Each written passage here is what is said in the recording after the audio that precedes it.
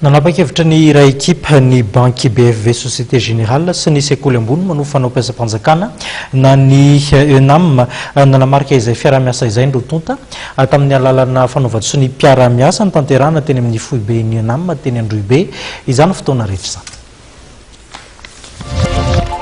Tsara ho fantatra amin'ity fanaovana sy ny ety dia ny fametrahana fiara-miasa eo amin'ny BFV SG sy ny ENAM. Fiara-miasa amin'ny lafiny maromaro.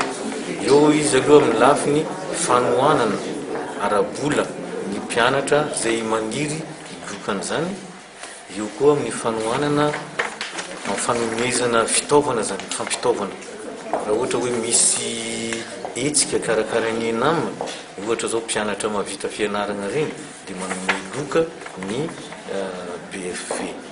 Ary misy koa ny fahatelo, raha ohatra mpianatra mianatra ato zany izy misoratra manokatra compte amin'ny BFV, rehefa miasa izy amin'ny fotoana izy mbola tsy mandray karama iny manome afaka manome vola izy BFV mandritra ny fotoana karamany mbola tsy mivoaka.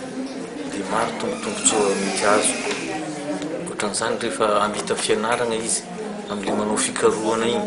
Raha ohatra ka mitady vola izy hoe mila tohanana izy vidy ordinateur portable, afaka manohana azy amin'izany ny BFV Société Générale.